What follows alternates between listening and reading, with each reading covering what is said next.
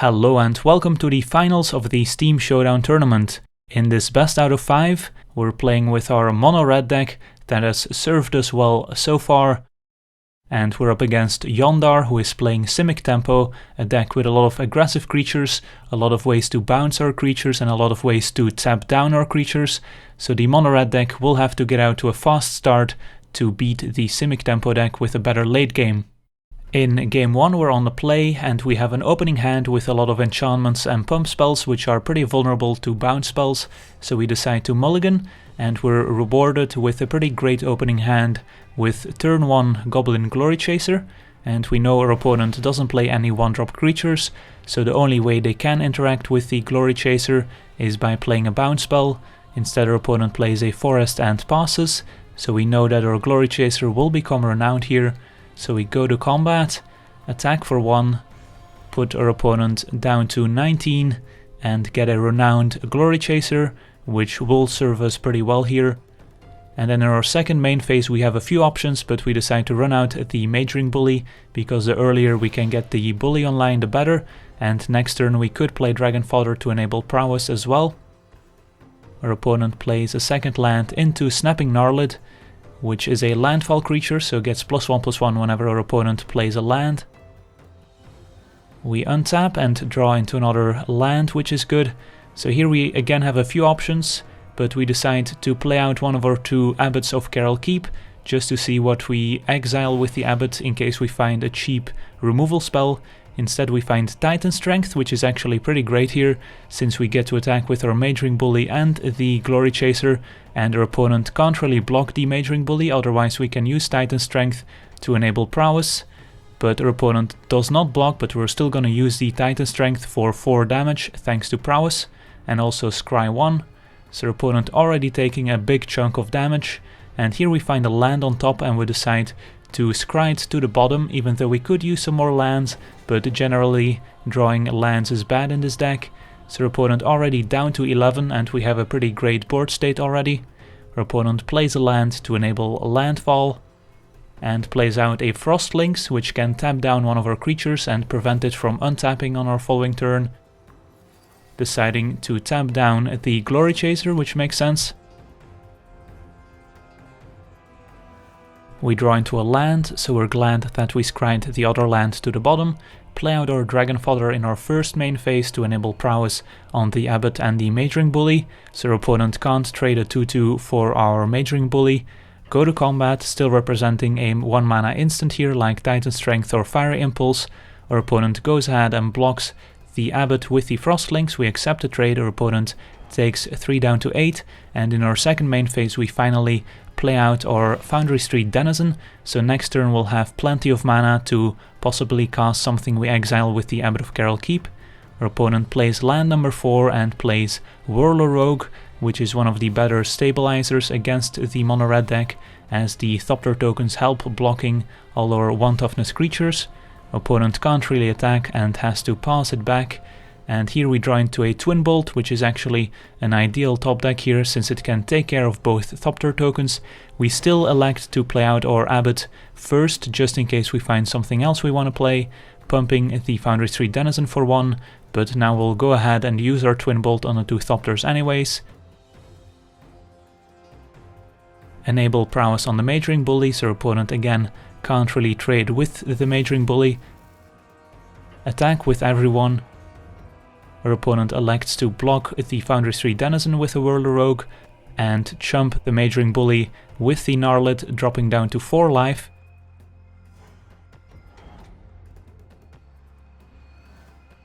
So our opponent is gonna need something pretty good here in order to stabilize. They start off with a Frost Lynx, which can tap down the Glory Chaser once again. And they also have a 2-drop in Undercity Troll to also provide an additional blocker. We get to untap here, and this Titan Strength is going to make things pretty easy, since now we can just attack with everyone and use Titan Strength on one of our unblocked creatures to close out game 1. So Mono-Red takes game 1 of the best out of 5.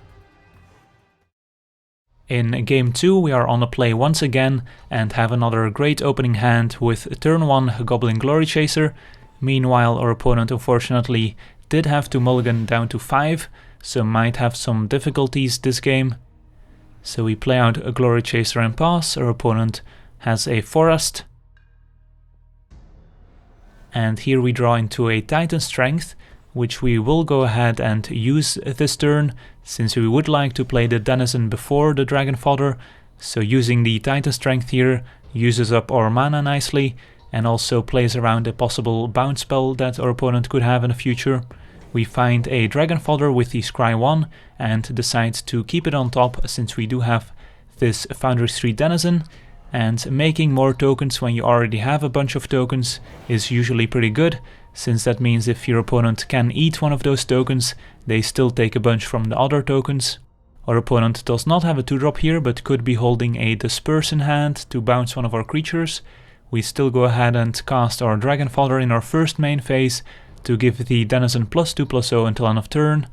So now we can attack for 5 points, putting our opponent down to 11 unless they have some interaction. And in our second main phase we play out a land and pass.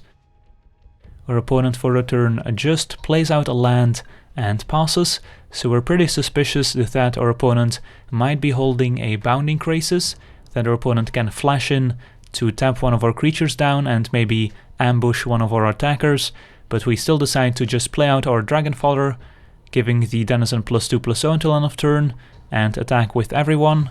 Our opponent does not seem to have the Bounding Crisis, so still takes 7 here, dropping down to 4 life.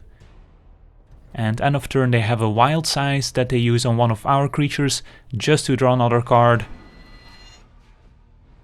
Our opponent plays land number 4 and pass, since there's not much they can do here. As we find a land, and in our first main phase play out Ember Hauler just to give the Denizen +1/+0 until end of turn. Play out our land so we have access to Twin Bolt, and now we can attack with everyone. So Monored takes game 2 of the best out of 5, so all we need is one more win to claim the title. In game 3 we are on the draw for once, but we still have a great opening hand with Glory Chaser and Fiery Impulse to clear a potential blocker.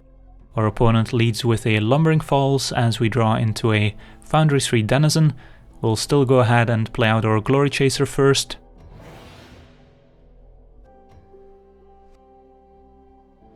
Our opponent untaps, has an island, and casts a Clutch of Currents on our Glory Chaser just to buy some time. But we don't really mind here, since now we get to untap and play out both the Glory Chaser and the Foundry 3 Denizen, which are 2 very powerful 1-drops.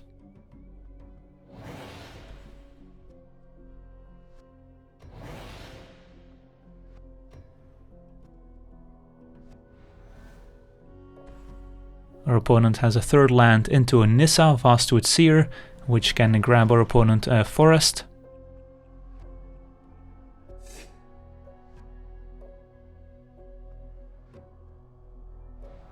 We get to untap, find a Dragon Fodder. So here most definitely we're gonna use the Fiery Impulse on the NISSA, since that clears a path for both of our 1-drops. And now the question is, do we play Mage-Ring Bully or Dragon Fodder?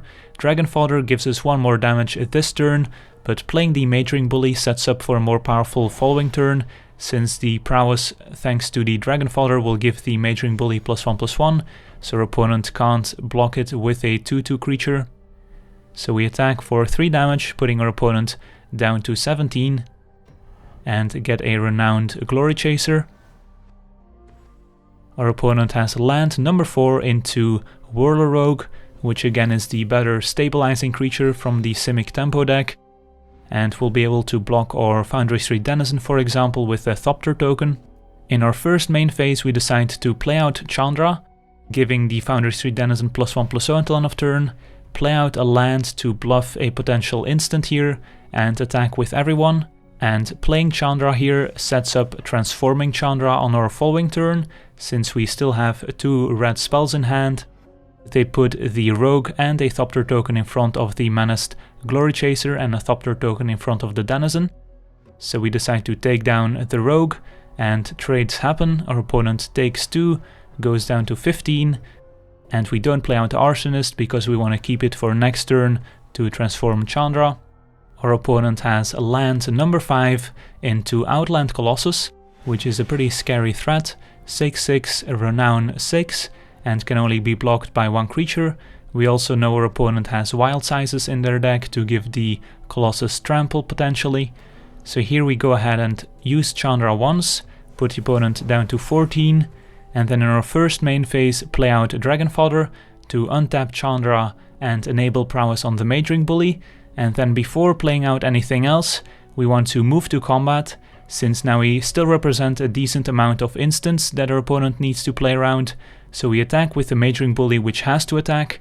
Our opponent does not risk losing the Colossus to a potential combat trick, so just blocks with the Thopter token. So now we can use Chandra, put the opponent to 13, play out the Arsonist, which will untap Chandra once again. And now Chandra can ping our opponent for the 3rd time, which will prompt the transformation into the Planeswalker form, +1 Chandra to deal 2 more damage to our opponent, putting him at 10, and we pass it back with plenty of blockers for the Colossus, but of course our opponent still could give the Colossus trample with Wild Size or make it unblockable with Whirler Rogue, which is what happens here. Our opponent gets 2 Thopter tokens, uses the Rogue's ability to make a creature unblockable by tapping down the 2 Thopter tokens. The Colossus will be unblockable this turn, and our opponent does indeed decide to attack Chandra, so we can no longer deal 2 damage every turn with Chandra. On the bright side, the Colossus does not get renowned, because that only happens if our opponent deals combat damage to a player. We draw into a Glory Chaser, which now looks pretty bad on this board. We still get to attack with everyone, since this is probably the last turn that we can get in some damage with our 1/1s. Our opponent takes 3 down to 7, and we play out our Glory Chaser, which might end up blocking the Colossus. Our opponent has a Guardian of TAZEEM, 4/5 flyer. Our opponent plays a land, which enables the Guardian's ability to tap down a creature. So now our opponent can attack with the Outland Colossus and get it renowned. So we take 6, go down to 14. The Colossus gets 6 +1/+1 counters, so it's now a 12/12. We draw into another 1-drop in Foundry Street Denizen and play it. So now we have to hope that we can draw into some burn spells to finish off our opponent. Our opponent goes to combat, attacks with just the Outland Colossus. So we just block with the Arsonist, since we can't really play around a Wild Size.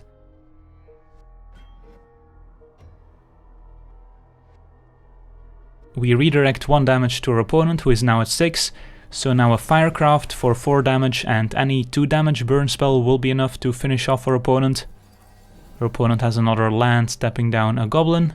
We untap and find an Exquisite Firecraft, which here we actually should play, because if we top deck into another Firecraft, we won't be able to use both Firecrafts in the same turn, and this also goes for drawing into an Ember Hauler, since it takes 3 mana to play and sacrifice the Ember Hauler to deal 2 damage.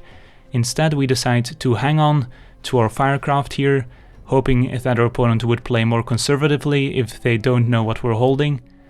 They play out another land, tapping down a Goblin token.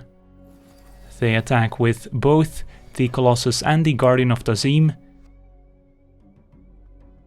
So we'll go ahead and block the Colossus with a Goblin token, taking 4 from the Guardian, dropping down to 10 life. We untap and draw into an Abbot of Keral Keep, so we decide to play out the Abbot before playing out Exquisite Firecraft, just in case that we find something useful. And the Abbot of Keral Keep exiles our 2nd copy of Exquisite Firecraft, which we can play after playing a land here. So 4 damage to our opponent, who is now at 2 life. So had we played our Firecraft the turn we drew it, we would have won the game here. Instead, now our opponent gets 1 more turn, where they could potentially draw a Wild Size to kill us.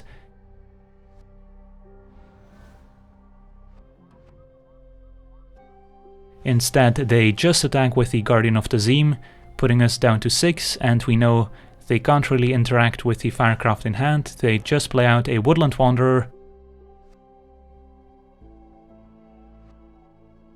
So now we get to untap, and we get to play out our second Exquisite Firecraft to win the game and the match.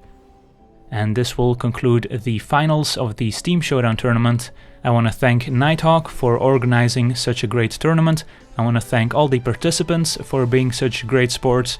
And I want to thank you for all the support. I want to thank you for watching. And as always, have a nice day.